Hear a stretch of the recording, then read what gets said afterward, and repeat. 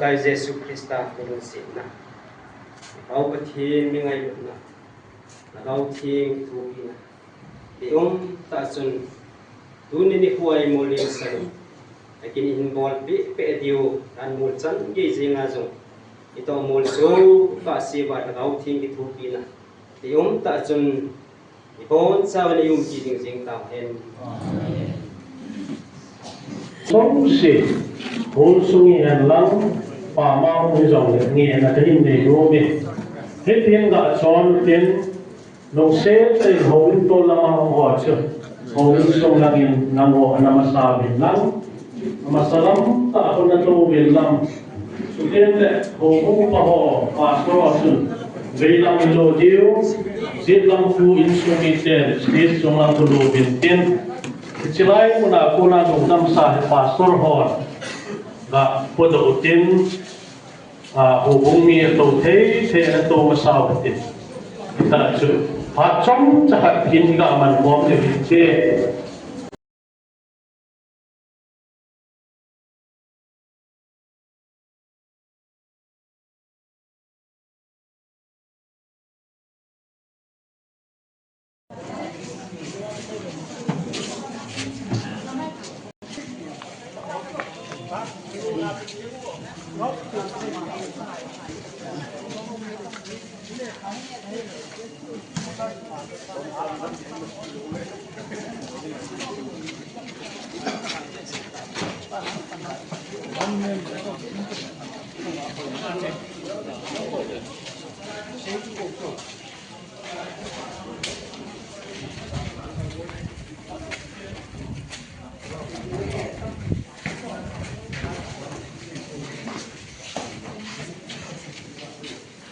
Hậu na pastor hoạt động luôn.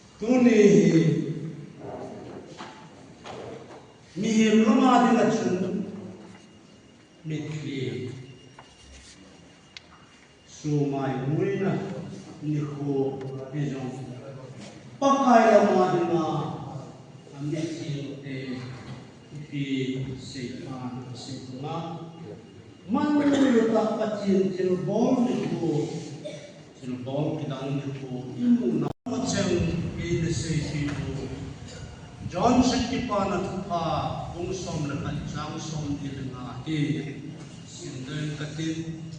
Aban Pina, Pakai Fugawin Dunian 18 now, Tupon Bungsom Lekat Jangtum Lampi, Ngai Kapite, Lungel, Ngai Tono, Onglin Tin, Patin Tu, Ngai Yute, Jesu. Amanuza Ema ho Italy Ema ta san chu ti jong le hin hi chule koi ti jong le ai nga ta san chu ti jong ti lo ber ta pakai ga bin ho mi te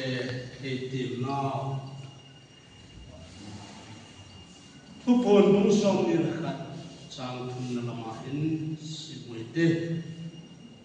chin ke man lal to na kun chun obin san ta thu ki se ka za ven pathin chen na chun him la ni tai chlema ho sel khom din ama ho chama mi te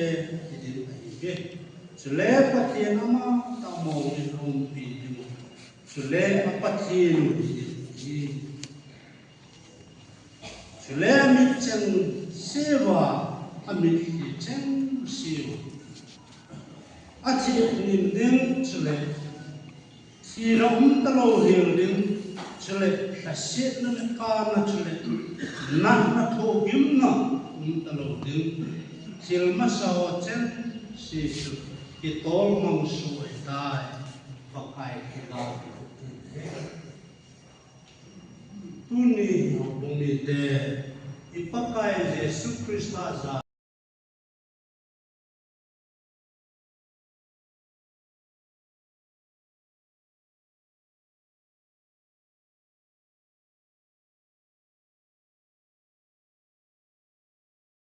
ni phone a khachakin bol azum su ngai po no pi tai pakai azen zengeti tuni ni phone zong pakai khachapu liu sa asalem thang lim chunga su la un kita za len lo pi na zo se pathin chang lam ingai lu chiu i ho chiu ipu pastor ni tuni ni phone ahin ho sim sei ding tam pi yaw me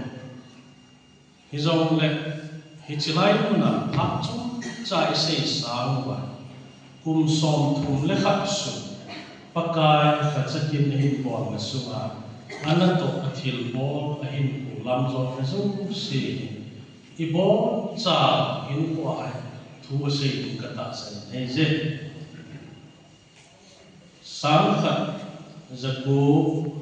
soma le thum tol bol pa nisim nga ni ana pingin pakai khachakin bol provisionary pastor sang khat zaku som gil le ku bul tepa nisim som ni le thuma kacha tu pi sinot khopia leusa ku pastor ma khole tungel provisionary confirmation and in it is also bultepa nisimgi ma sang zaku somgi le segi kumin ama ana chen na mun za hi karbian na sa mumuna who retired pastor Isu Johnson, full-fledged pastor in ordained and in Pakaikin abol sungahin, nato sungahin, kiwai bawda, KCC sam silot sunga, sumlepai ni chingin zong anapangin finance secretary, chutim le Sauni Sakia Pat Sauni Uchan Kiwai Hom moderator in zone Anapang Hizin Takyam Lohilin Pakai and Kamkin na Natongin Kumsom Kum Lekat Ato Zobin Tolbulpa Nisimna Pakai Kum Sauni Somagin Kumin Forza Sinok Kopia Fadona Anakinita Izi Ato Sugahin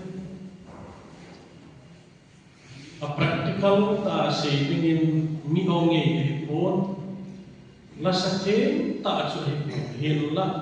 tonic sulfate ta ahisi practical labu committee kiti ahin asam silot hian na assembly level chan gizin jong labu committee anapangin athi chan geya ichi pakai ba soin na obung labu kin bol ai pa nana la ji chula ko do min hise chuteng le pathin ni nam khat ai sim na khan khu le pathin thu sui tu ding iti na jong in ha ta in pa nana la in anasidin asaidin gel thina anum be se ai jong pathin thu he il na igam su inam su ba o la pathin thu he il na mu khan tu to ke sonin chi khan ko le pathin thu sui tu ning ki pa bun phuna na pan na pa khang tha theology hon a hin bom the zubin he chi su ma jong hin gam su o bung su nam su nga ding sa ten contribution ana ni je ti chu kala to nei je subanin zong ato asungin si numon anei ko si thada anei ko ato asung ti lo je zong pen som zo je zong hin thu ha sa iti na zo si ahin na hung lo ko e akiti kahat mo ta nakasantay ti ko apen som zomin zong mutum hir o bung haksat na aung zihin kardelo bung li lang ke zong kemin anakikal bihin wato le ke zong wotsu gonoy dai no zin kakal bihin abol pam ahin sei bang zong kacang yente zero kem lamasa tak lam sulam dozo na ningkum zenga dozo hobung pakai lendam kin bola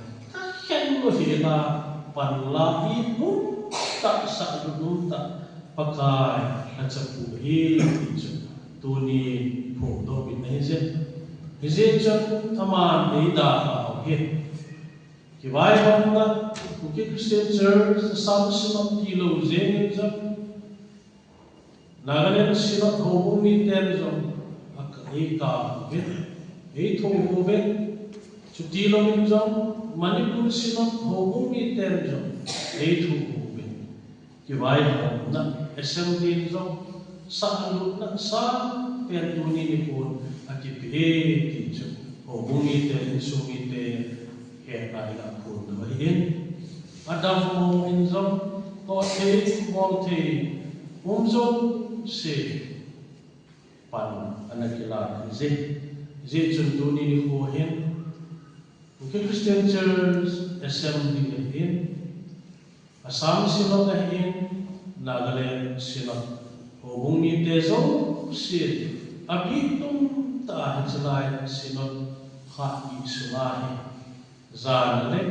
ngai na kiven sa nomin se ten pastoron itinong ki homtagam o assembly minin Nagaland Sinop minin Manipur Sinop minin sutemule Assam Sinop minin hinku bilang ki paminte assembly le Manipur Sinop minin kasapianin din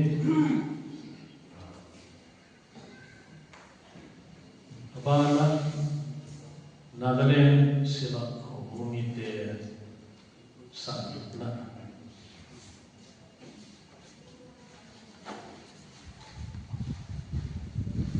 So piteho tak satay ilaw kasadumi nuni hapon Zongle Ilena Ichena Kamchu Izihin Tatena Langkaya ini buat berizin. Tuhin minit khat kalau nabi mumin. Tuhin kohin hicilai hobin sunga kipok bumi te kinsumi te nei lagu sanadang ka sum le pon to samon na ki pa na hi sen ding ki ti le hoi chi zo sen ti ga kata asanda na hi le atam zo na hi lo ni bo cha ba hi nei le go ho sa ma zo lu mon na samon na hi ki sen ti bin kata san na hi zen pasal khadir pathin he nga nge an ni zin kato ha zo se sana hina kati ati a an ne ge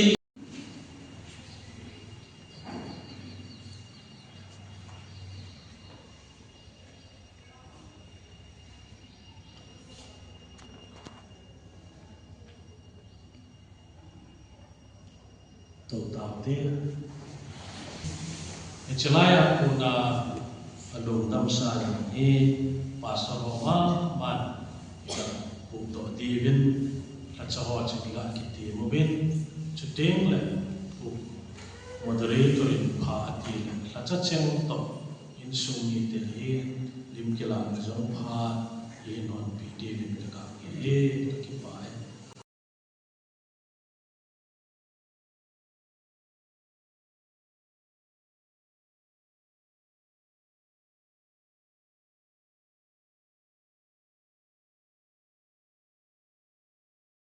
nào mi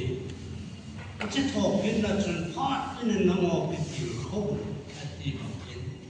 cái tiền không là thọ không được mà cái mà như thế à chúng lắm rồi bị làm mà cầu tổ tiên lại phóng sự kiến lâu thứ lên tan chỉ mai chạm hết rồi cái điểm xe tiền xe hệ ga lồng pin tin chúng làm mà cầu tổ tiên ăn tiền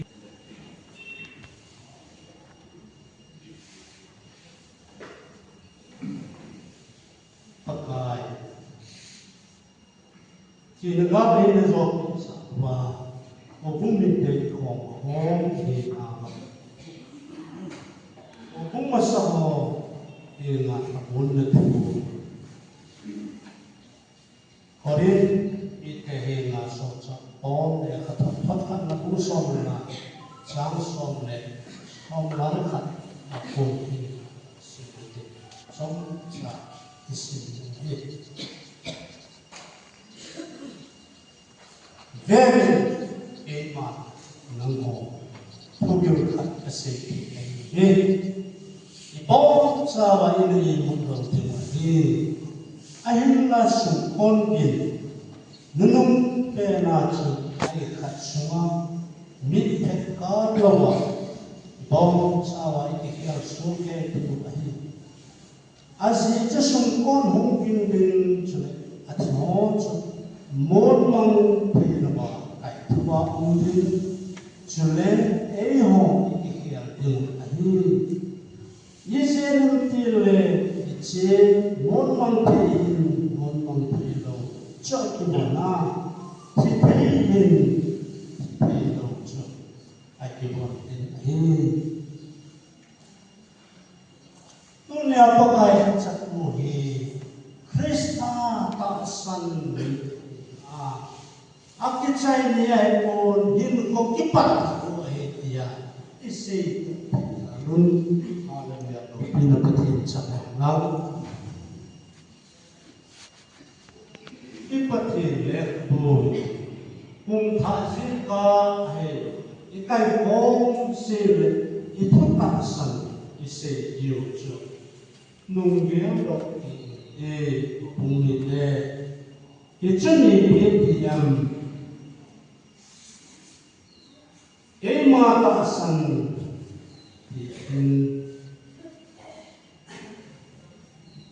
ni thung fin ya chin a ko na tho do ki pa wa na kal ko wa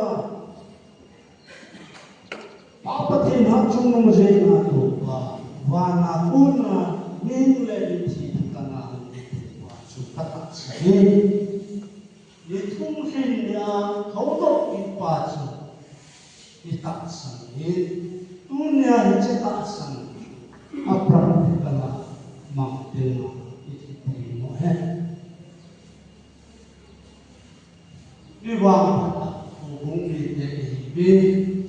assignment symbol mu thei tu la yok ti te dunya ko te khat le mi du le mi isi te ni jong la krista za lai kon sa ba kai thu ma in du za me lo pin ba ti cha en et pa on ko ni samsung am kai vai ho et pa si no kum sam ni som ni le na to ni dan ni le ni som ba ti han ni kema pastor ko lai moderator KCC assembly hit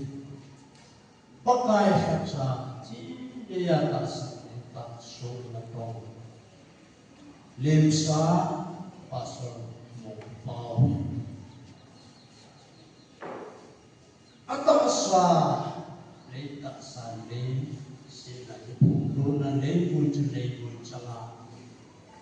lopi ta kai thodin ipakai Yesu Kristus za mon mang thia pitu luchu mon mang thia kai thodin ta sabo kwa pitu luchu anga boba kai thodin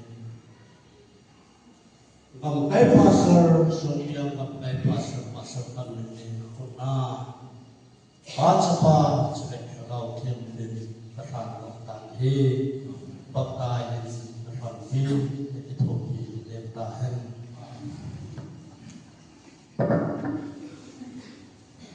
sinagang sawa thoki di pakai Yesus Kristus long sina di pau pathen ngai lutna chune lau tin itu pin samul sa ta chun lau ni dia ko long ki ju di tao hen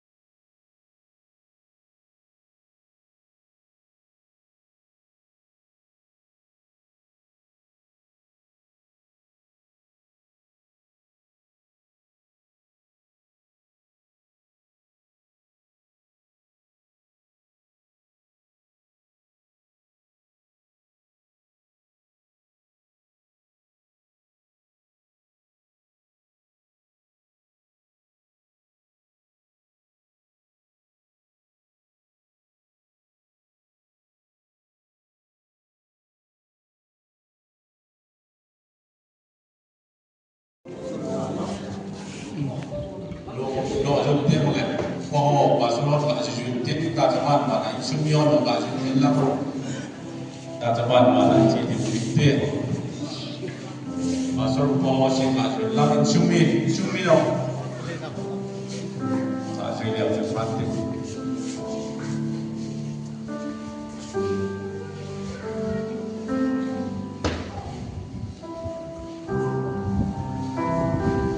điều chỉ thế thì anh muốn làm mà chỉ thì về tin anh muốn làm mà thấy được bằng gì liền để họ cho anh cũng mong chờ sung mi đen anh này ở bộ mình Hãy subscribe cho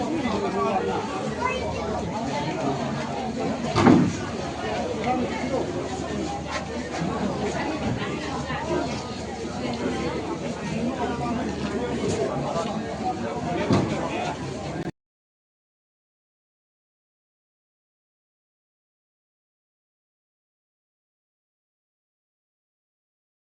Ghiền Mì Gõ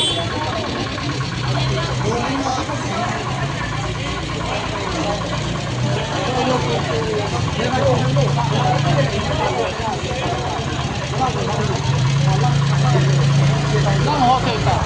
bỏ lỡ